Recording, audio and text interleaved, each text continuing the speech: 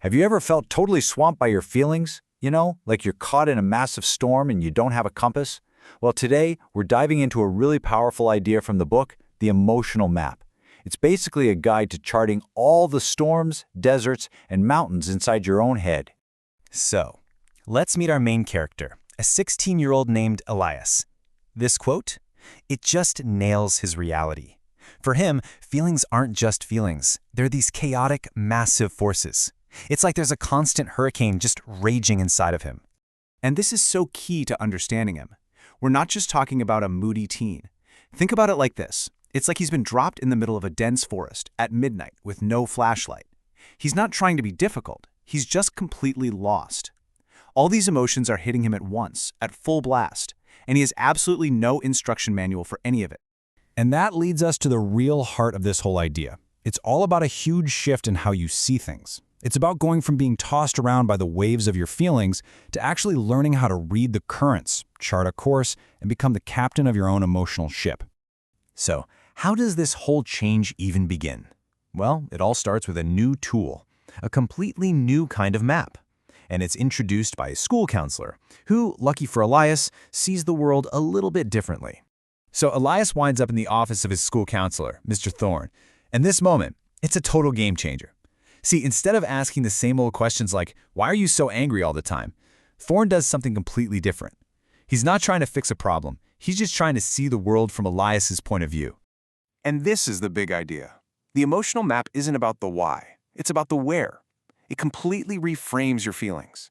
Instead of these abstract things in your head, they become geographical. It asks you to find the feeling in your body and see it as a physical place you're in right now. Okay, so the very first step is to find a landmark. This is like the anchor point for a feeling. So when Elias feels that buzzing anger in his chest, he doesn't try to explain it. He just draws it. A jagged, vibrating red line. And just like that, he's put the first coordinate on his new map. All right, so once that first landmark is down on the page, Elias starts the real work. He begins to add details, notice patterns, and really chart the complex territory of his own inner world. He starts to realize that these feelings don't just pop up out of nowhere. They have triggers. But here's the cool part. Instead of seeing triggers as some kind of personal failure, he starts seeing them as weather systems. That loud laugh in the cafeteria, it's not just annoying. It's like a cold front hitting warm air. It creates a collision, a storm, inside him.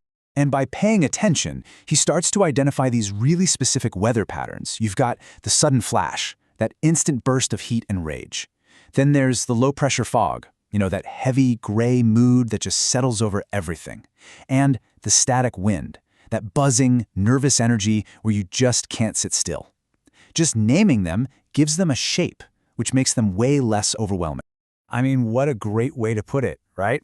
The map doesn't magically stop the rain from falling, but by knowing these patterns, you learn to read the signs. You know when a storm is probably coming, and that lets you prepare for it instead of just getting completely drenched every single time. But what about when the storms go away and you just feel nothing? Elias has a day where he's just hollow, totally numb. But instead of thinking the map is broken, his counselor suggests this is just another place, an emotional desert. And Elias gives this huge, empty space a name, the Great Barren. And the real danger of this place isn't that it feels bad. It's that you can get comfortable there. It's the quietest, most peaceful place on the map, but it might just be the most dangerous.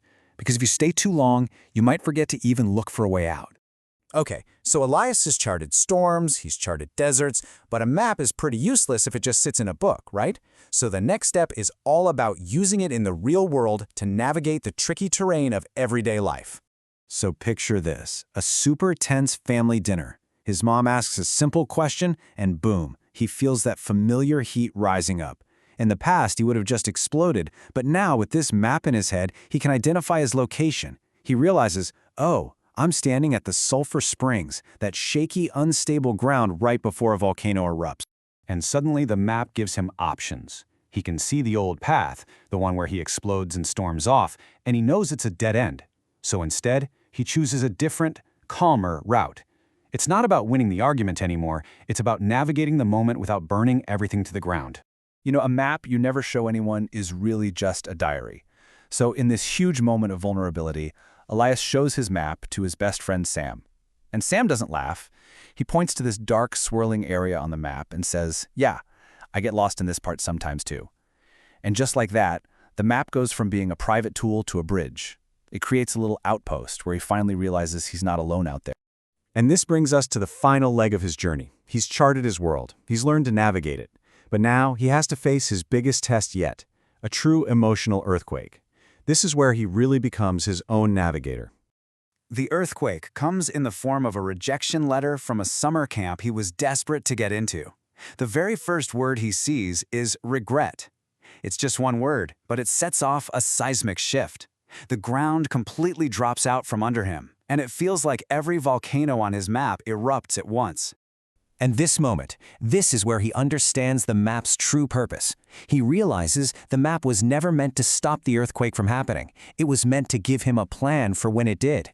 He knows he's at the epicenter, and he knows the rule: drop, cover, and hold on until the aftershocks pass. Fast forward a few months, and Elias doesn't even need to carry the book around anymore. He's internalized the geography. He knows the landmarks, the weather, the safe zones, all of it. The goal was never to stare at a piece of paper forever. It was to learn the terrain of his own heart so well that he could navigate it completely by instinct. So what does this all mean for you? Well, the book gives a really simple way to start. First, locate the landmark. Don't ask why you feel something. Just ask where in your body you feel it. Second, define terrain. Is this a quick flash flood or a permanent mountain? And third, identify a safe zone. Who or what or where makes you feel grounded? And really, this whole incredible concept boils down to one simple, powerful question. Your inner world is your territory to explore. You're the one holding the pen. You are the cartographer. So, where are you going to draw your first line? In the end, the map doesn't change the world outside of you. It just changes how you walk through it. By becoming your own navigator, you start to believe that no matter how thick the fog gets or how violent the storm, there's always a way through.